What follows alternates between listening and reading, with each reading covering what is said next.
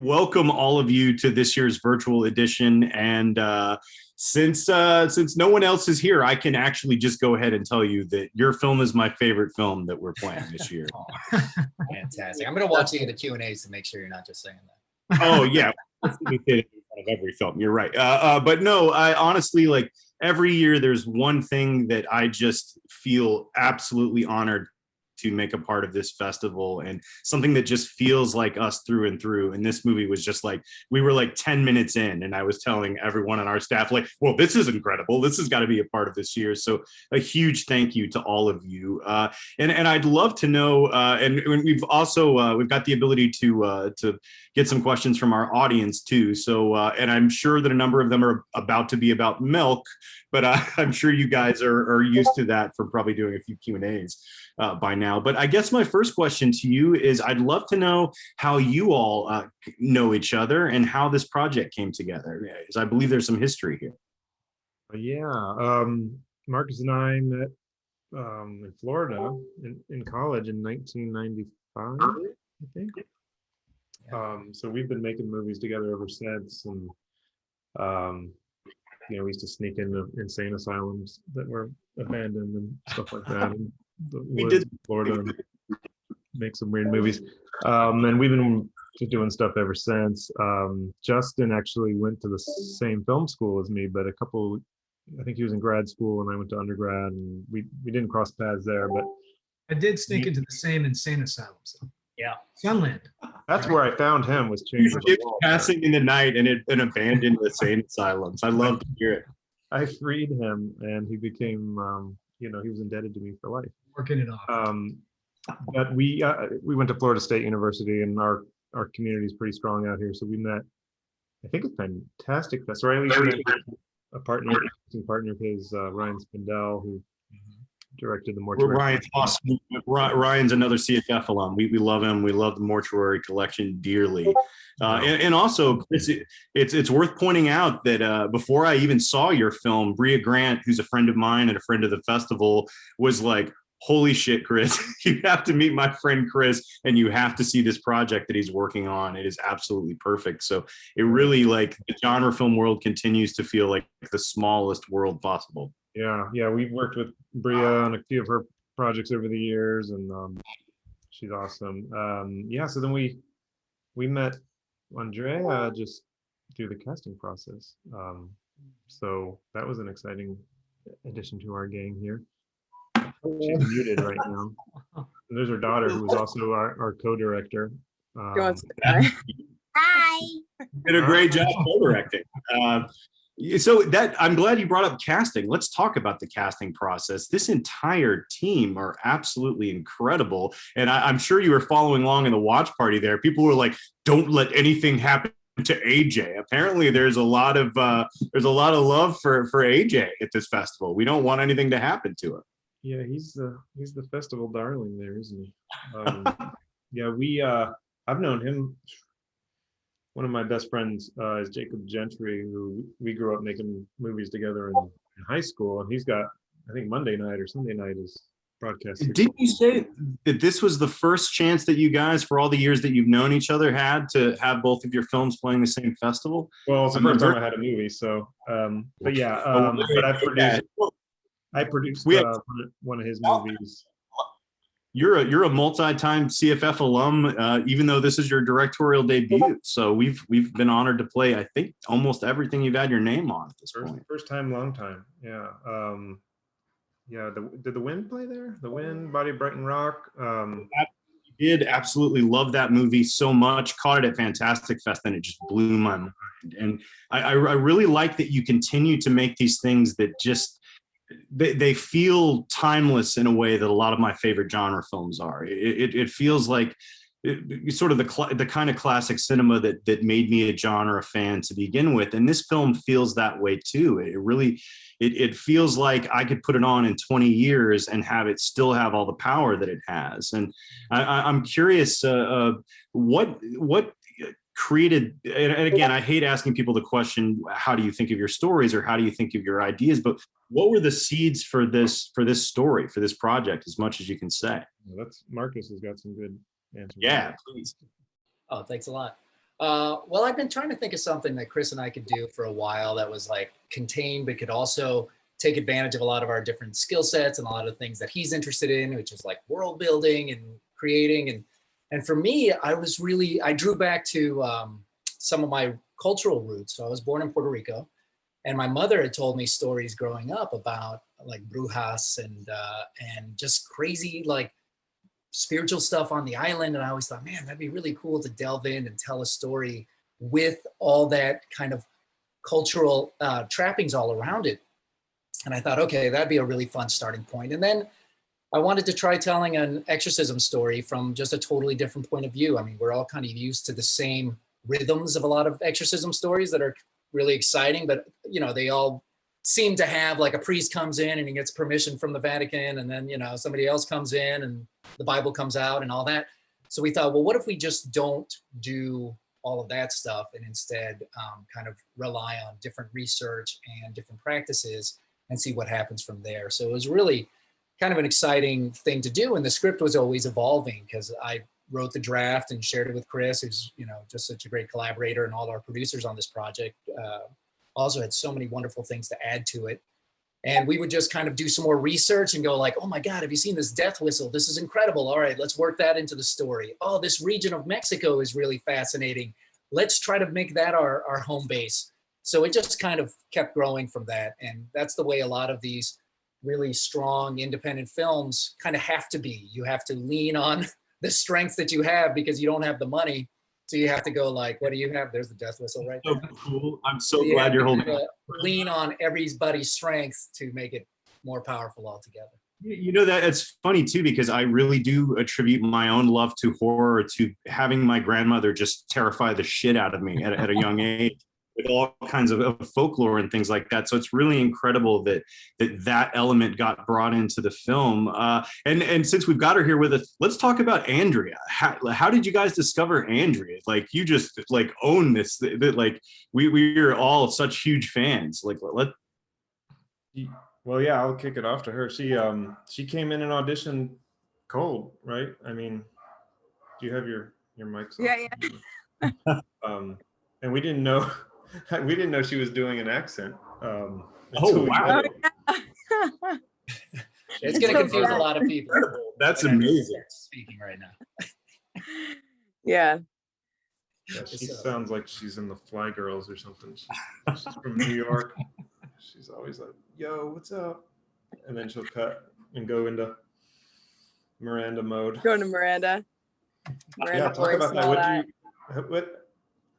We haven't gotten, because we wrapped like 2 days before the pandemic, so we like haven't even hung out since we finished filming this movie, other than a little bit of ADR. That's something I'd love to talk to you about. So you wrapped right before the pandemic began.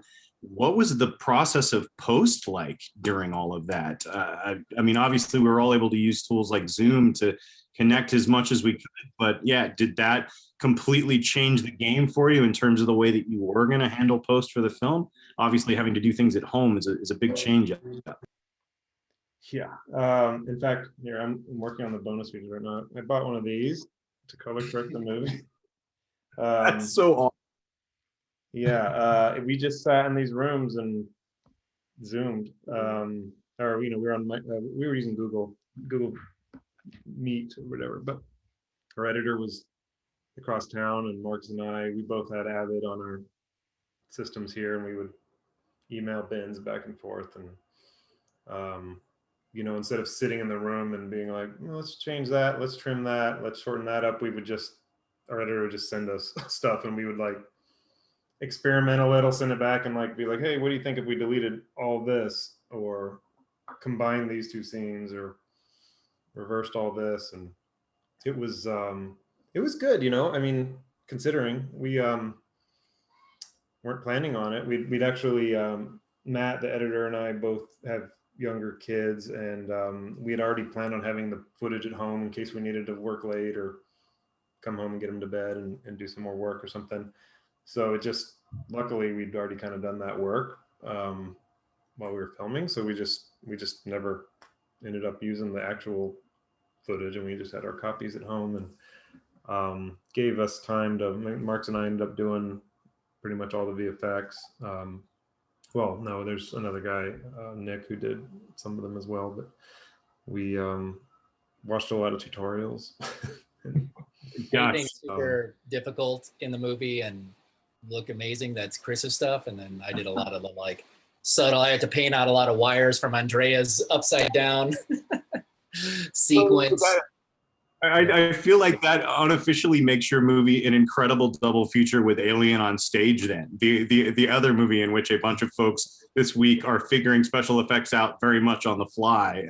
So applause to you for all the yarn and bubblegum that goes into this kind of filmmaking. Everything on the front end looks absolutely incredible. So we're starting to get some fan questions here, and one thing, of all of the posters that have been made for films this year, and there's some incredible posters for this year's selections, we've had more people reach out to us about buying copies of the Old Ways poster than anyone in our history. So someone has asked, who is the creator of your poster art? And now that the film has been acquired by Dark Star, is that going to be the poster going forward, or will we see more of that kind of art? Because it's just such a, like, just hits you right away. It's beautiful.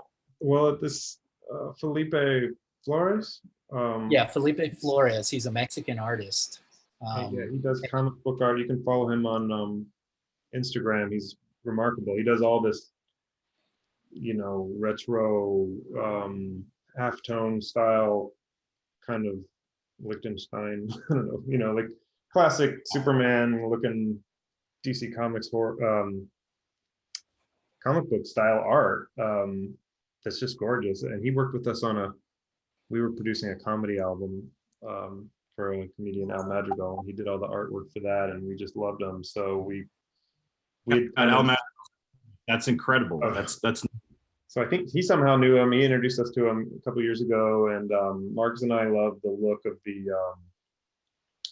like the old Tales from the Crypt comic books and all that stuff. And you feel that EC Comics in the DNA of this movie, and that's just, I think, another reason why it just kind of had me at hello. That's just the top of the heap for me. We have another question that we all called. Someone would like to know exactly how much milk you guys did use during this production. There's a lot of stories about milk here. It was almond milk. We got time, man. So yeah. It was almond milk with food coloring and chunks of something. I don't know. Bridget, I don't think she drinks milk, so we had the like LA version of all this stuff here. It was like a yoga exorcism. It was great. There's at least one more in this list about lactose intolerance that just feels deeply inappropriate now. But yeah, so yeah, I couldn't remember. Was it always almond milk? Because did Sal have a different kind of milk for his scene where he drank? Sal had the almond milk too, but I think he didn't. He didn't agree with the almond milk, so he had to edit out Buck's level of milk options on set for everyone. Depending, the lavalier mics picked up a lot of people's stomach. Oh my god! So we cut that out. Andrea, did you never even really got to drink? You got to carry. That's a big thing. No. You got to carry the big jug at the end. Yeah, I got to have the glass that I never take a sip from. Yeah. A little hint at the end, and then I'm, possessed. See what happens? Yeah, we have the latte. Yeah, we never got to have our pumpkin spice latte. We never got to have our wrap party because of the pandemic showed up. My dream was to have some sort of weird cocktail made with like goat milk or oat milk or something. Well, God, we need to rectify that this week and find some way to have some sort of a virtual wrap party for you guys throughout the course of CFF here, so we can just find a way to celebrate this movie a little further. I guess we've really only got time for one or two more, but the next question for you is: I feel like this is a film that is going to enjoy quite a path on the genre festival circuit. I'd love to know what's next for this film. I know you've already played a few festivals, but what's coming next? Can you tell us a bit more about when the official release is coming? Anything that you can share would be awesome. Can't say legally, we can't say everything, but probably in a week there'll be an announcement about it being very widely available. And we're also doing a really awesome Blu-ray with Dark Star that is going to have, I'm actually working on it now. We're going to have over 2 hours of behind the scenes stuff, because we also worked on, we did the mortuary collection and we had a ton of, I mean, the Blu-ray for that's amazing. Justin and his team produced gallons of behind the scenes footage. So we've got, I think, over 2 hours of stuff plus commentary. So hopefully it'll be worth picking up if people like collection stuff. It's got a lot of Lots of extra milk footage. We sold at least one already here, so yeah. Yeah, please let us know whenever that comes out. We'd love to help with as much as we can. It should be able to be seen, beginning of August. And I said it before, but I feel like Dark Star is such an incredible home for this film. We've worked with them a number of times, but I just feel like they really understand great genre film, and that they're going to do right by this release. And just congrats to all of you. Like I said, this just feels like just a classic, a ready-made classic. And from all the comments that I'm sure you're seeing on that watch party room, it seems like there's a lot of folks that agree. And it's an absolute honor to even get to show it once this year. So thanks to all of you very much. And if there's anything else I wish I could have come. I'm from Atlanta, so well, hey, next year my hometown horror festival. So we're planning on going back to the ground in 2022. So even if you don't have a film project, please come on out. We'll have a badge for you. We'd love to be able to shake your hands in person, all of you. We've got a lot of great dairy farms around that you could check if there's a sequel ever or in the works or anything like that.